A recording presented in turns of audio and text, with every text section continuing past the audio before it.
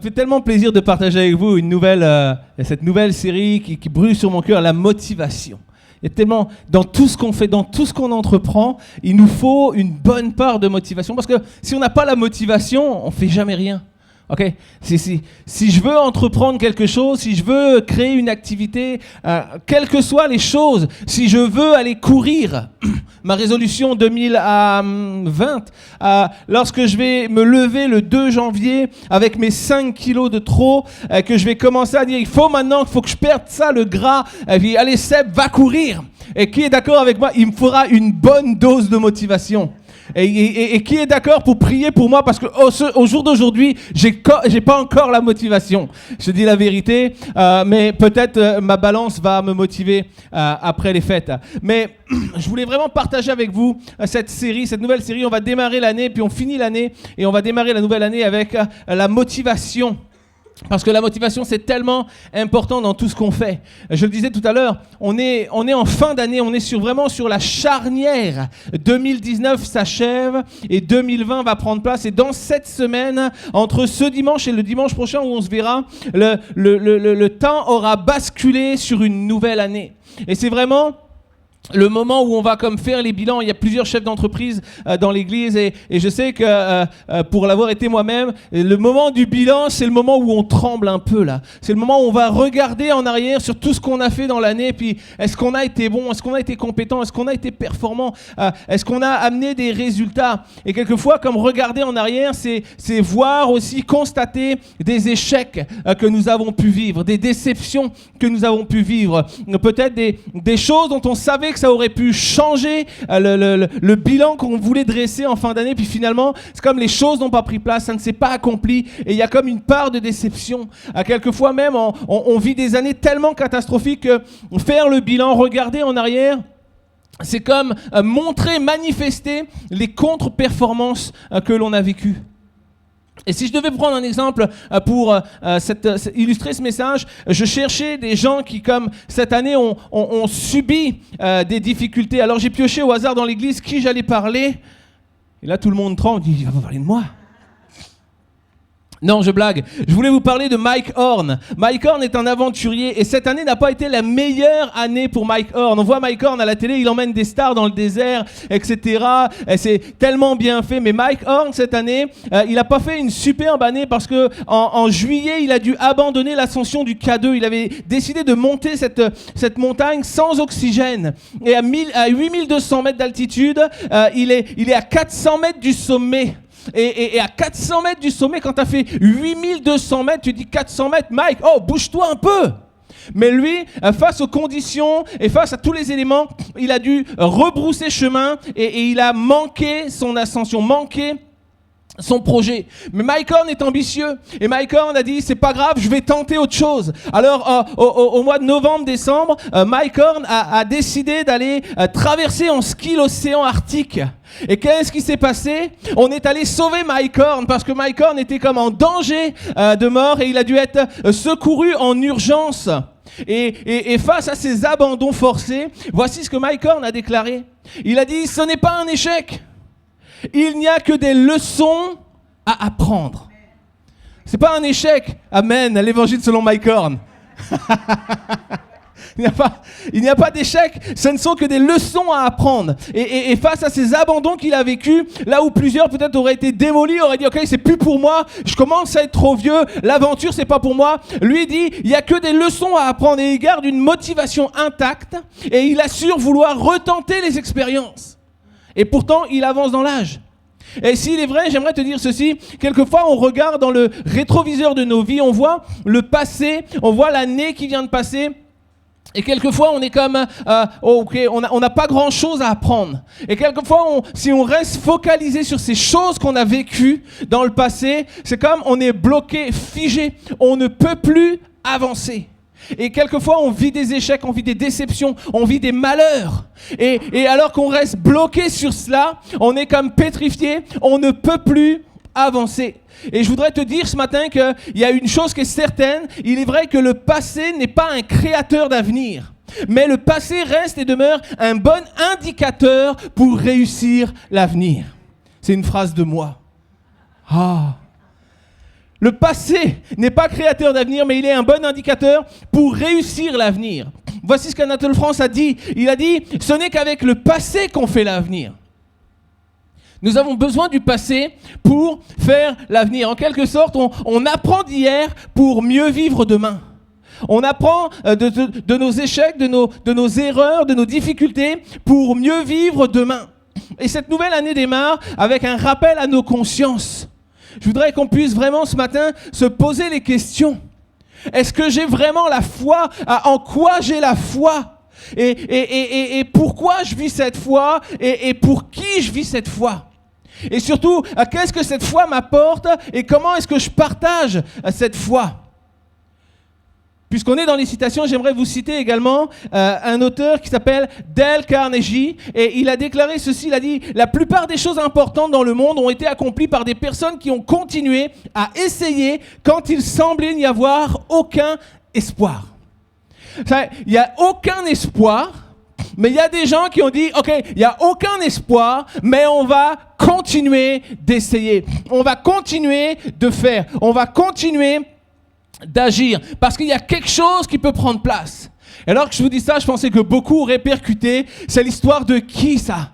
C'est l'histoire des premiers disciples. C'est l'histoire des gens qui ont lancé l'Église. C'est l'histoire des gens qui, peut-être au milieu du désespoir, ont eu des oppositions, ont eu des difficultés. C'est l'histoire de l'Évangile de Christ, des gens ordinaires qui ont accompli la plus belle et la plus puissante des œuvres parce qu'ils ont continué à partager quand même il semblait pas y avoir d'espoir, quand même il semblait pas y avoir d'auditoire, quand même la persécution s'abattait sur eux et quand même tout le monde voulait les stopper. Ils ont continué et au milieu du désespoir, ils ont propagé l'espoir. L'espoir de quelque chose de nouveau. L'espoir. Ils avaient vécu avec Christ et leur motivation était en Christ. Je veux te dire ce matin, encore une phrase de moi, cette phrase dit ceci: l'Église a été bâtie par des hommes qui, au cœur des souffrances, ont marché dans la persévérance pour apporter l'espérance. Tellement bon. Amen, amen, amen, amen. Je prêcherai ça la prochaine fois, un samedi après-midi. Dimanche matin, c'est trop tôt pour vous. Au milieu des souffrances, ils ont marché dans la persévérance pour apporter l'espérance. Ils avaient un cœur motivé, ils avaient un cœur déterminé, ils avaient un cœur passionné. Et ce matin, je veux te poser une question, une seule. Où est ta motivation ? Est-ce qu'il y a encore en toi une passion qui brûle ou est-ce que le désespoir a eu raison de toi? Est-ce que le désespoir a eu raison de ta vie? Est-ce que le désespoir a eu raison de ta foi? Est-ce que le désespoir a eu raison de tes projets? Est-ce que le désespoir a eu raison de tout ce qui animait ton cœur? Nous regardons dans cette série, comme son nom l'indique, la motivation. Et la motivation, qu'est-ce que c'est? La motivation, c'est une force qui nous pousse à agir. Quelle est la force qui te pousse à agir ce matin? Quelle est la force, les choses qui brûlent en toi, les choses qui en toi te poussent à agir jour après jour? Nous regardons ce matin à la motivation et notre première partie, c'est la révélation qui fait naître la motivation. Parce que pour être motivé pour quelque chose, il faut avoir une prise de conscience. Il faut avoir, à un moment donné, il faut se rendre compte et dire, voilà la situation. Voici ce que je vois. Voici ce à quoi j'aspire. Et voici pourquoi je vais le faire. La révélation qui fait naître la motivation, nous prenons ensemble dans la parole de Dieu, l'évangile selon Luc, le chapitre 15, les versets 11 à 20, qui nous parle d'un jeune garçon. On connaît tous, bien sûr on connaît ce texte sur le fils prodigue. Bien sûr on sait quel a été le mauvais garçon qui a décidé à un moment donné que son père ne mourrait pas assez vite. Et il est allé voir son père, il a dit, écoute, j'en ai marre, je veux changer d'air, donne-moi ma part d'héritage. Donne-moi ma part d'héritage et puis je vais aller mener ma vie par moi-même. Et ce texte nous montre, l'évangile de Luc, chapitre 15, versets 11 à 20, le texte nous montre que ce garçon a comme pris l'argent de son père. Il est allé mener sa vie, oh la belle vie, tant qu'il y avait de l'argent. Une vie au-dessus de ses moyens, une vie de fête, une vie de débauche. Mais le texte nous dit ceci, lorsqu'il eut tout dépensé. Lorsqu'il eut tout dépensé, une grande famine survint dans ce pays et il commença à manquer. Il se lia avec un des habitants du pays qui l'envoya dans ses champs pour faire paître les pourceaux. Il aurait bien désiré se rassasier des caroubes que mangeaient les pourceaux, mais personne ne lui en donnait. Alors, rentré en lui-même, il se dit « Combien d'employés chez mon père ont du pain en abondance, et moi je péris à cause de la famine. Je me lèverai, j'irai vers mon père, je lui dirai « Père, j'ai péché contre le ciel et envers toi. Je ne suis plus digne d'être appelé ton fils. Traite-moi comme l'un de tes employés, mais traite-moi quand même. » Et le texte nous dit, il se leva et il alla vers son père. Il se leva et il alla vers son père. La révélation qui fait naître la motivation commence par une révélation qui te fait prendre conscience. L'image du fils prodigue nous montre que, bien sûr, il a vécu une vie d'homme riche. Le jeune héritier qui d'un coup a reçu beaucoup d'argent, un jeune héritier qui, ne sachant pas gérer, ne sachant pas administrer, a pillé et dilapidé la maison du père, jusqu'à se retrouver dans une situation tellement misérable. Une situation qui le pousse de plus en plus bas, jusqu'à vouloir simplement manger les caroubes qu'on donnait à manger aux cochons qu'il gardait. Rien que ça, ce gars était un héritier, quelqu'un qui vivait à un poste vraiment supérieur, et il dilapide l'héritage et il se retrouve au rang d'esclave, il se retrouve au rang de mendiant qui aspire à manger la nourriture que l'on donne aux cochons. Et voici ce qu'il était. Il était tombé tellement bas qu'il enviait des cochons pour de la nourriture fade et insipide. Mais c'était tout ce qu'il pouvait espérer à cet instant de sa vie, alors qu'il est persuadé que le remords le ronge, il est persuadé qu'il n'y a rien d'autre qui peut être fait pour sa vie. Il est rendu au statut d'esclave, au service d'un homme. Lui qui avait des serviteurs, il est rendu au service d'esclaves, il est rendu à regarder des cochons manger en espérant qu'on pourrait lui donner au moins la même chose pour lui. Et voici ce qui prend place. C'est que la réalité, c'est qu'il y avait en lui comme quelque chose qui le conduisait, qui l'attirait de plus en plus bas, quelque chose qui l'empêchait de prendre conscience, quelque chose qui l'empêchait de se rappeler qu'un fils reste le fils de son père, quoi qu'il en soit, quoi qu'il ait fait. Un fils reste toujours attaché à son père, mais alors qu'il vit cela, alors qu'il est dans cette période de rébellion, il y a comme plus rien qui lui permet de réaliser cela. Et je poserai cette deuxième question ce matin. Qu'est-ce qui te conduit? Quelles sont les choses qui animent ta vie aujourd'hui, fin d'année, alors qu'on fait un bilan de 2019?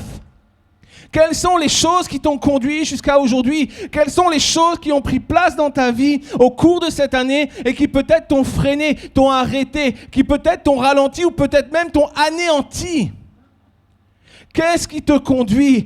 Quelle est ta vie? Quels sont tes choix? Quelles sont tes habitudes? Quelles ont été tes expériences? Quels ont été tes échecs?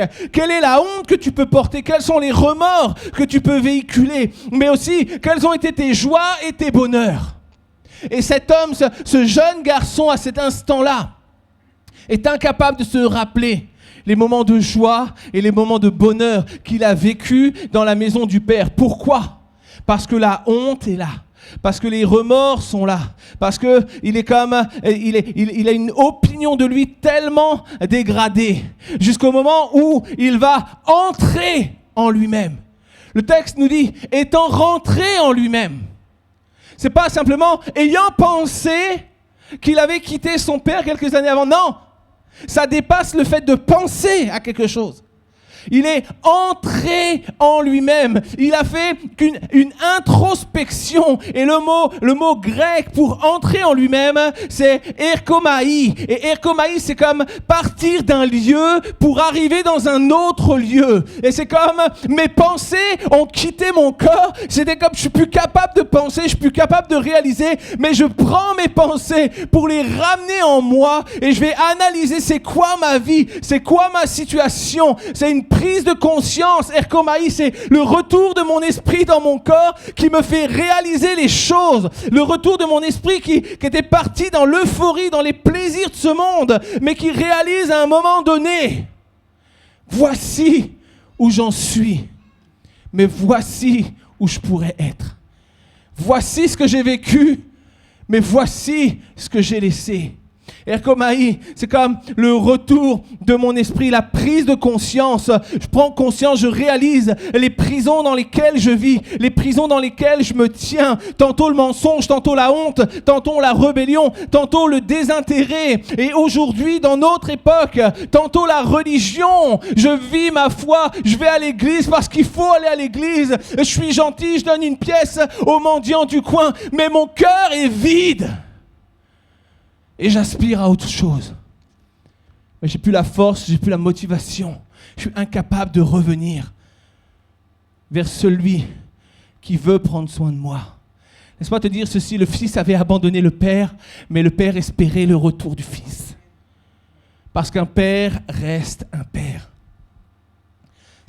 C'est le retour de mon esprit, erkomai. C'est le retour de mon esprit dans mon corps qui réalise voici où j'en suis, voici quelle est ma condition, voici ma souffrance, voici tout ce que je déteste, voici tout ce que j'ai honte, voici tout ce que je veux plus voir en moi, voici le constat que je fais pour ma vie. Quelle a été ma vie cette année ? Alors que nous fermons le volet 2019, quelle a été ma vie ? Où est-ce que j'en suis ? Est-ce que j'ai besoin ce matin de rentrer en moi-même pour faire une analyse? Voici ce que la révélation apporte. La révélation amène la motivation, mais la révélation te fait prendre conscience. Et la révélation te fait changer tes habitudes. Ta révélation va te faire prendre conscience et va t'amener à changer tes habitudes. Le fils prodigue aurait pu rêver de cette situation chaque nuit.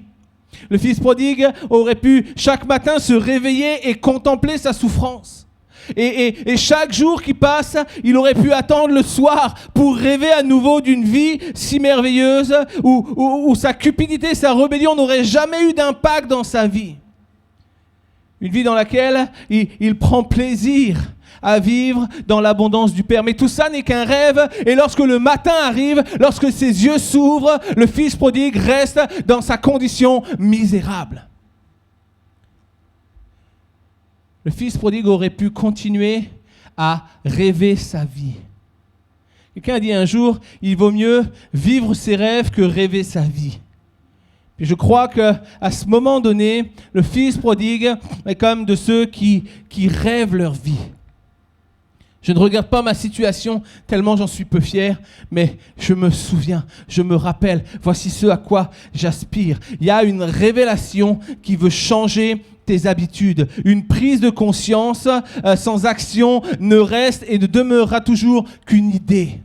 Une prise de conscience, s'il n'y a pas d'action derrière, ça restera qu'une idée. J'ai eu une idée et ceux qui me connaissent savent que j'ai au moins 300 idées à l'heure. Et j'aimerais, vrai ou pas, les gens qui bossent avec moi dans l'église disent ça. Des fois j'arrive, je dis hey, j'ai une idée. Et eux, ils me disent non, écoute, on va déjà bosser les 795 idées de retard que tu as et ensuite on pensera sur celle-là. Mais j'ai plein d'idées, mais je veux te dire ceci, c'est une vérité. Une prise de conscience sans action n'est qu'une idée. Et on n'est pas appelé à avoir juste des idées, mais on est appelé à les concrétiser. On est appelé à les concrétiser. Dieu ne veut pas que tu sois une boîte à idées qui déborde, mais qui ne fait jamais rien. Je me rappelle quand j'étais enfant à l'école, l'institutrice, elle avait eu une super idée. Elle avait dit, on va faire une boîte à idées. Alors je mets une boîte au fond de la classe. Si vous avez des idées, vous mettez les idées dans la boîte. Et puis de temps en temps, on ouvrira la boîte, on sortira une idée et on fera l'idée. Bon, moi j'avais dit, pourquoi on prend pas l'apéro à 10h au lieu de prendre un lait fraise, tu vois, par exemple. Bon, ça n'avait pas été retenu. Mais en même temps, j'étais jeune, j'avais pas l'âge de boire de l'alcool. Mais on avait une boîte à idées. Puis en fait, après 3 ou 4 semaines, on s'est rendu compte que la boîte à idées, elle débordait, elle prenait la poussière, mais rien ne sortait jamais de cette boîte à idées. Puis ça, c'est tout ce que Dieu veut pas que tu sois.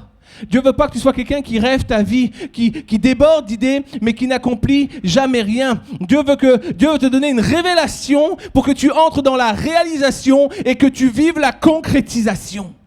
Ça, c'est le plan de Dieu. Révélation qui va amener une vraie révélation, qui va amener la réalisation et la concrétisation. J'aime cette image et je vous la mets à l'écran. C'est l'image d'un programme de 90 jours. Le programme 90 jours, je commence demain. Et voici l'image du programme. Résultat garanti. 90 jours, je commence demain. Puis la réalité, c'est que 90 jours, entre avant et après, il n'y a rien qui change. Parce que tu commences demain. Puis Dieu ne t'appelle pas à commencer demain. Dieu veut que tu commences maintenant. Dieu veut que tu commences aujourd'hui. Rien ne changera tant que tu commenceras demain, parce que chaque jour a un demain. Et rien ne naîtra de tout ce que tu entreprendras si tu le fais plus tard. Le changement doit démarrer maintenant. Et trop de gens sont en permanence dans le programme « Je commence demain » et les gens ratent leur vie, ratent leur projet, n'accomplissent plus d'œuvre. Pourquoi ? Parce que je vais commencer demain. Mais c'est certain, je vais commencer demain. Le programme « Je commence demain » peut durer 30 jours, 90 jours. La réalité, c'est que lorsque tu te lances dans le programme « Je commence demain », ton programme va durer toute ta vie. Et à ta mort, tu n'auras toujours pas commencé ce que tu dois commencer demain. Sauf que demain, tu es mort et qu'il n'y a plus d'espoir. Le point de départ de toute transformation, c'est le changement des habitudes.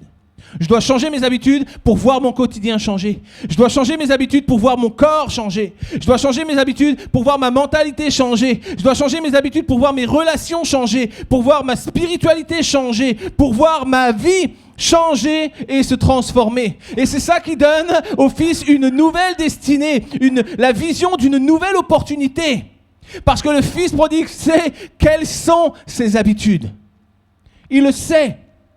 Et alors qu'il est là, le Fils prodigue connaît ses habitudes, il connaît sa vie. Il se réveille le matin, il contemple sa misère, il part s'occuper des porcs. Et alors qu'il s'occupe d'eux, il se rappelle sa vie passée. Il visualise les mercenaires de son père qui vivent dans des conditions meilleures que les siennes.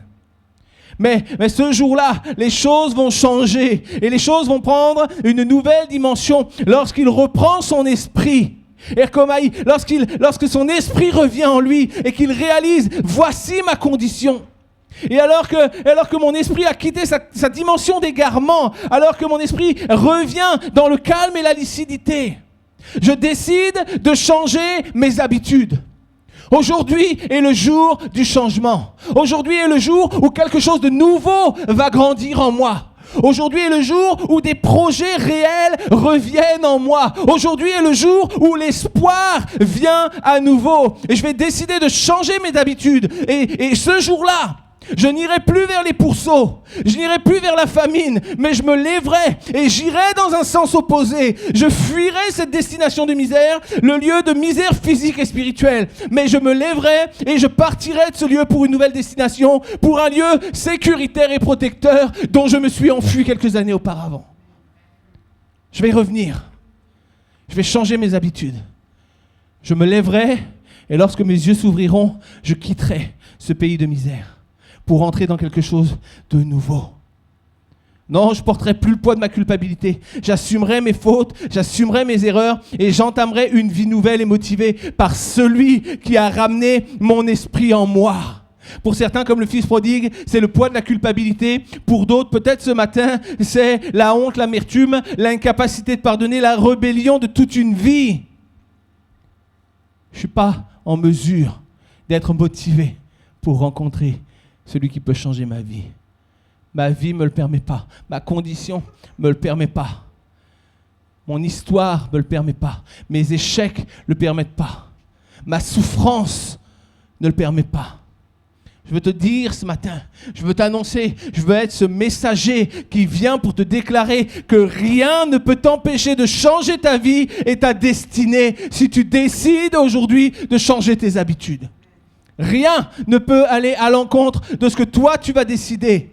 Une vie de souffrance et une vie de culpabilité, une vie de malheur ou de difficulté n'est pas pour régner dans la vie de celui qui décide. Aujourd'hui, je me lèverai et aujourd'hui, j'irai rencontrer mon Sauveur et je changerai, je me déchargerai afin de vivre une vie épanouie et libérée de toutes mes souffrances du quotidien.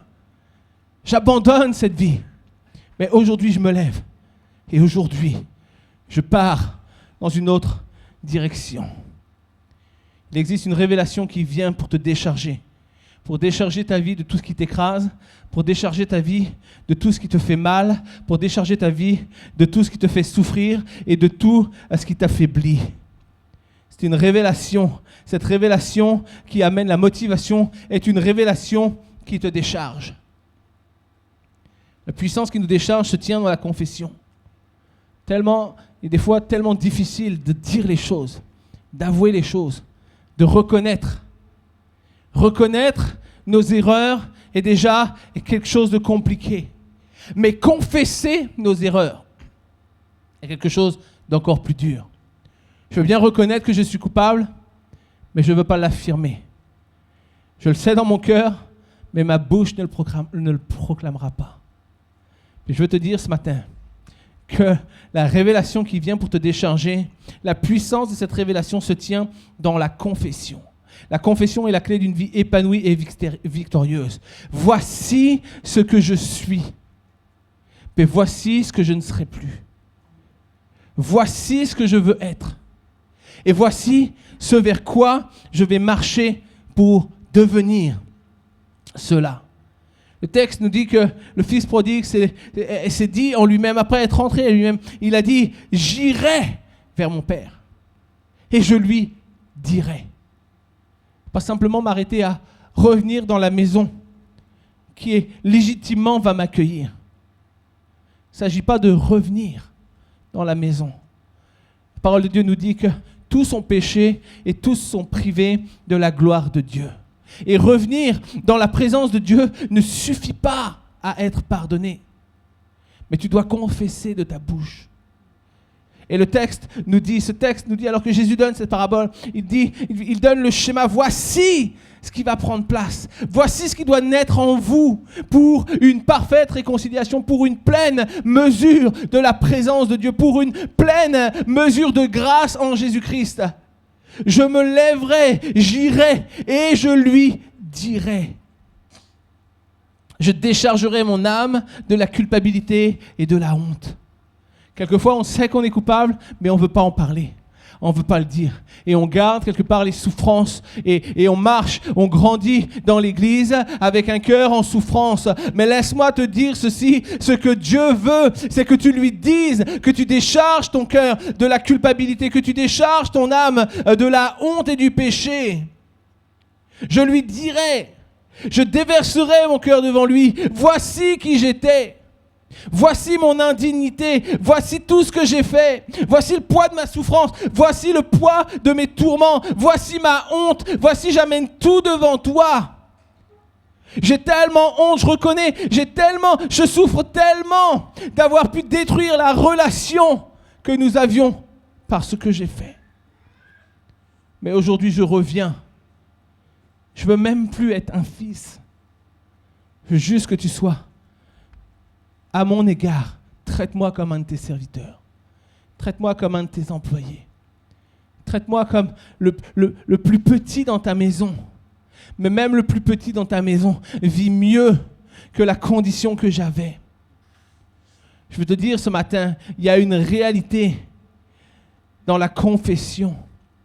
Il y a une réalité dans la déclaration que nous portons. Oui, je suis couvert de honte. Oui, ma vie a été un échec. Oui, j'ai des souffrances en moi. Oui, je suis dans telle situation, je suis coupable. Oui, je ne suis pas capable de demander pardon. Oui, je ne suis pas capable d'avancer plus loin. Oui, je le déclare. Et parce que je le déclare, je confesse que j'ai besoin de toi pour m'aider à être libre, à vivre libre. Voici ce que je ne serai plus à présent. Voici parce que je décide que ça s'arrête aujourd'hui même. Je décide alors que le silence me fait souffrir, alors que mes pensées me condamnent, alors que le remords me détruit un peu plus chaque jour. Aujourd'hui, je m'ouvre ma bouche. Aujourd'hui, je viens pour déclarer que tout cela s'achève aujourd'hui. Je viens pour déverser le poids de ma honte. Je viens pour déverser mes tourments. Je viens pour me décharger de tout ce qui est mauvais et négatif. Et alors que la révélation s'installe, je me recharge en lui. Alors que j'ai déposé, je peux recevoir à nouveau. Recevoir des forces nouvelles pour accomplir ce que je n'aurais jamais fait auparavant. Recevoir des forces nouvelles qui restaurent mon âme et me rassasient de sa présence.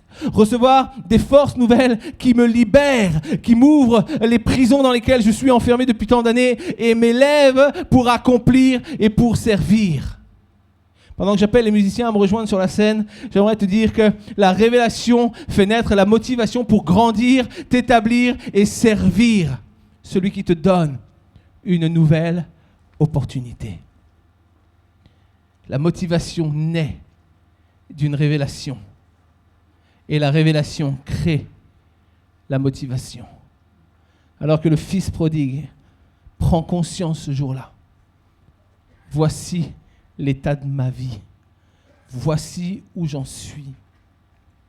Voici mes souffrances. Voici ma honte. Voici le rejet que je subis. Peut-être c'est toi ce matin. Et alors que le fils prodigue prend conscience de cela, le texte nous dit qu'il est entré en lui-même. Il a analysé. Voici ma vie. Voici les choses qui me font mal. Voici les choses qui me font souffrir. Voici les choses qui me font peur. Mais aujourd'hui, ces choses vont s'arrêter. Je décide aujourd'hui que les choses s'arrêtent. Et je vais me lever. Et je vais aller. Et cette révélation qui prend place fait naître en moi la motivation d'aller. De passer à autre chose. De décider d'entreprendre une marche dans une nouvelle destinée. Une destinée qui parfois nous semble inconnue. Une destinée qui parfois peut nous faire peur, mais une destinée qui va changer ta condition. La révélation crée la motivation, mais la révélation change ta condition. Je veux te dire ce matin qu'avec Christ, aucune situation n'est perpétuelle, mais toute situation est conditionnelle. Quelle que soit ta vie, quelle que soit ton histoire, quels que soient les choix, les difficultés, quelles que soient les choses qui font que peut-être tu t'es arrêté. Quelles que soient les choses qui peut-être font que tu ne t'es jamais approché de Dieu. Quelles que soient les choses qui peut-être font que tu n'as plus confiance en personne. J'aimerais te dire ce matin qu'avec Christ, aucune situation n'est perpétuelle. Aucune situation n'est donnée pour être éternelle. Mais toute situation est conditionnelle.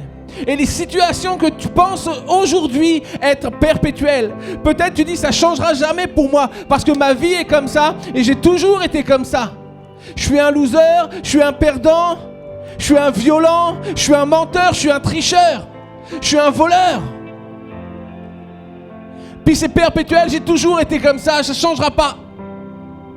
Je veux te dire ce matin qu'il y a quelqu'un qui t'appelle, qui appelle ton esprit à entrer en lui-même pour analyser ta vie et entrer dans cette motivation. Je me lèverai, j'irai et je lui dirai. Et alors que je me lève, alors que j'avance et alors que je lui dis, cette situation perpétuelle devient conditionnelle. Cette situation peut changer à condition que j'accepte qu'il entre en moi. À condition que j'accepte de confesser. À condition que j'accepte d'être aimé. À condition que j'accepte d'être aidé. Il veut être celui qui va changer ta condition. Le texte nous dit, la fin du texte nous dit, alors que le Fils prend conscience de tout ça, il se leva et il alla. Ce matin, peut-être, c'est toi et tu attends, tu dis, je veux me lever maintenant et je veux aller. Je veux changer ma condition. Je veux revenir. Et alors que ce texte est là, alors je sens la motivation qui naît en moi. La motivation prend naissance dans la révélation. Et la révélation prend naissance lorsque nous analysons notre vie, étant entrés en lui-même. Ce matin, c'est un temps spécial. Alors que nous avançons dans cette nouvelle série, la motivation. La semaine prochaine, nous regarderons ensemble sur la motivation qui va et qui marche avec la passion. Et tu ne pourras jamais vivre une vie de passion si tu ne reçois pas une révélation.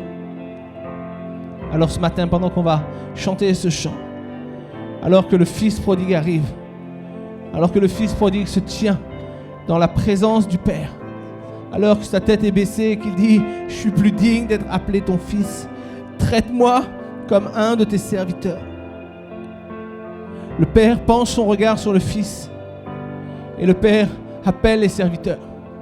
Allez chercher une tunique, mettez l'anneau à son doigt. Préparez une fête parce que mon fils est revenu. Mon fils a trouvé la force. Mon fils a reçu la motivation pour rentrer à la maison. Celui que j'attendais depuis tant de temps, depuis tant de mois, tant d'années, est revenu. Alors ce matin, nous allons célébrer cela. Et ce matin, pendant que nous achevons ce message, que nous prenons ce chant ébloui devant toi, je voudrais t'inviter ce matin à être ébloui devant celui qui t'appelle à revenir, qui t'appelle à reprendre le goût, qui t'appelle à reprendre la marche, qui t'appelle à t'investir à nouveau, qui t'appelle parce qu'il t'aime.